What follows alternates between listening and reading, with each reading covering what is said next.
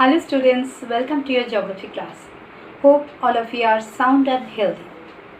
Yes students, I have got so many of your valuable feedback which is really inspiring to me.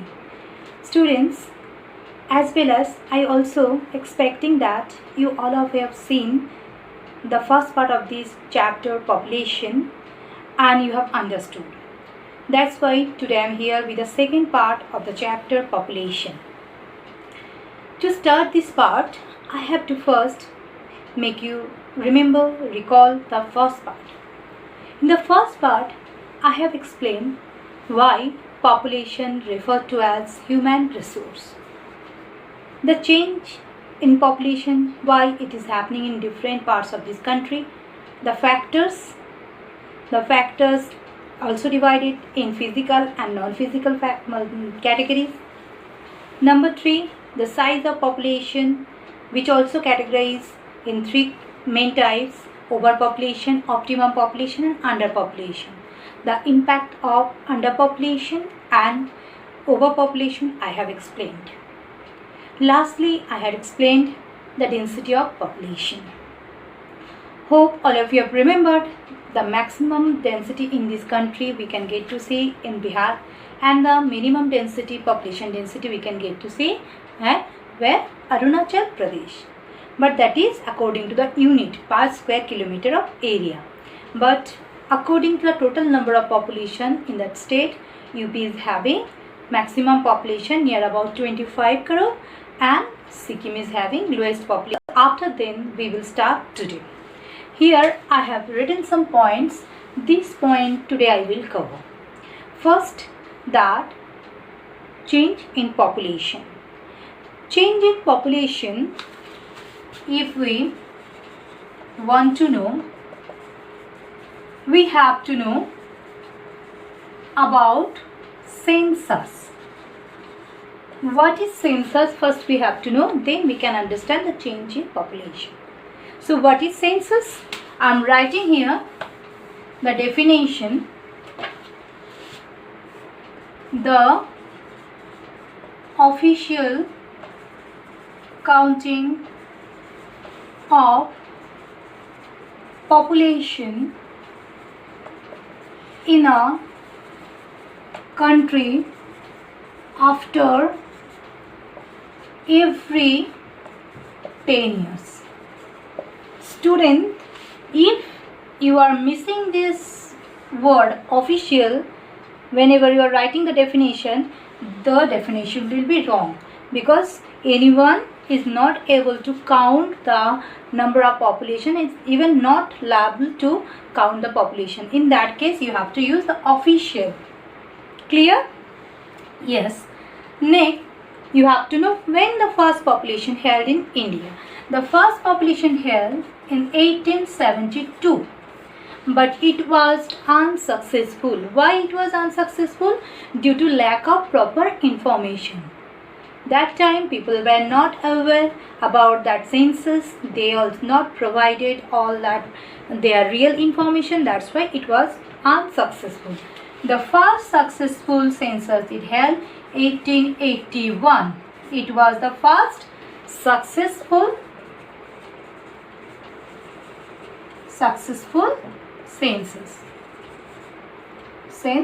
We can say now this is the first one from where actual that counting of the population started. So if in the definition it is written after every 10 years, means after 1881, 1891, then 1901, 1911, 21, 31, 41, 51, 61, 71, 81, 91, 2001, and the last census held was 2011. Till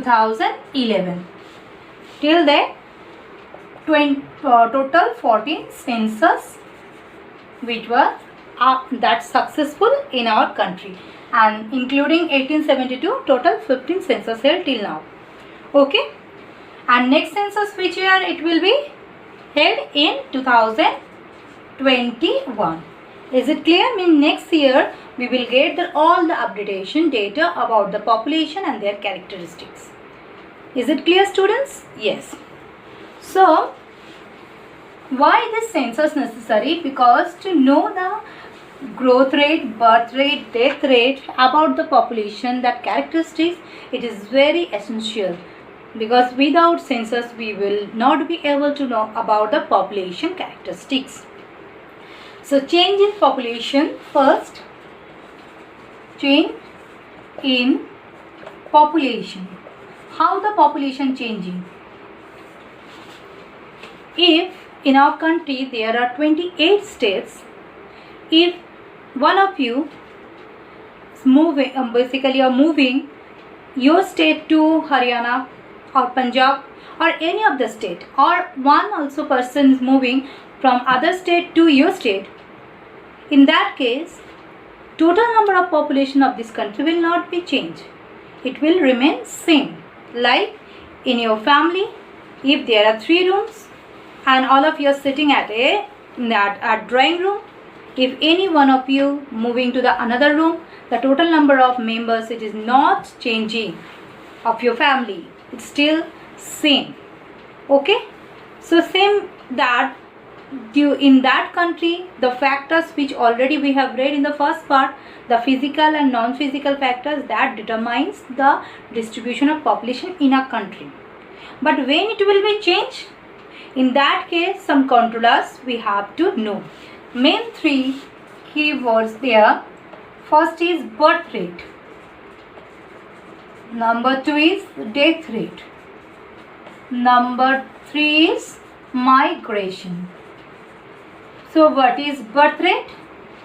Birth rate means living birth, number of live birth per 1000 of population.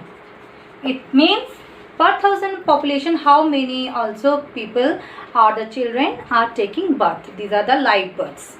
And what is the current rate of India?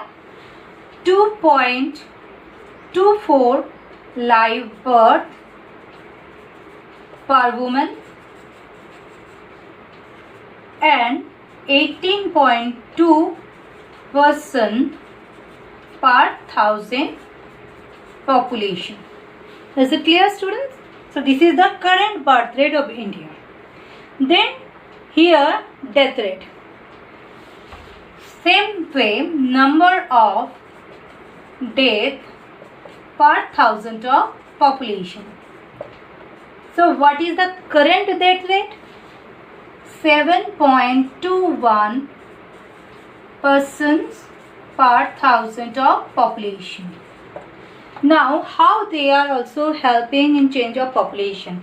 If number of birth is increasing in comparison to the death rate, population obviously it will increase. If the death also increasing, so the population will decrease, means people are dying more than that birth. But if the birth is increasing, means people are taking birth more than the death rate. Is it clear, student? Yes. Next point is migration. Migration, what is migration? Migration means movement of people from one place to another place.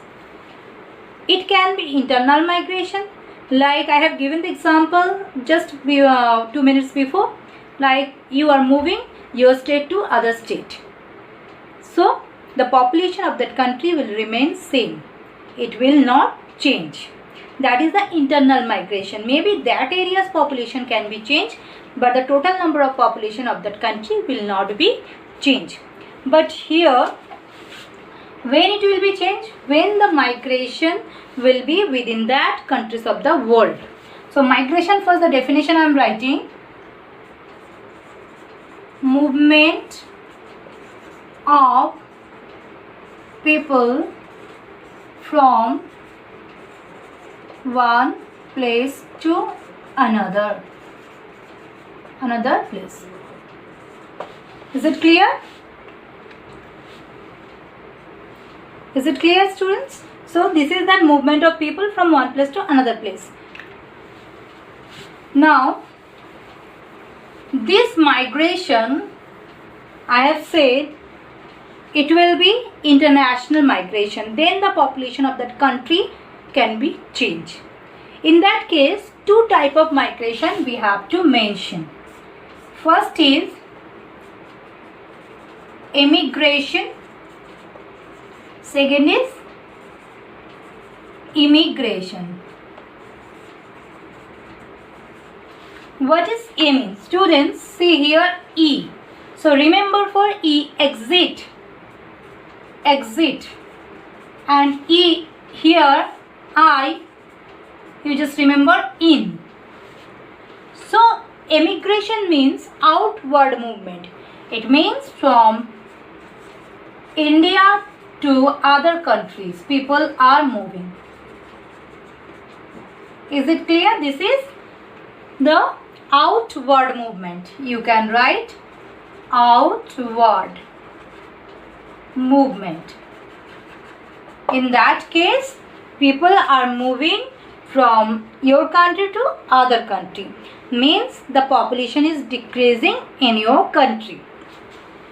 I mean in.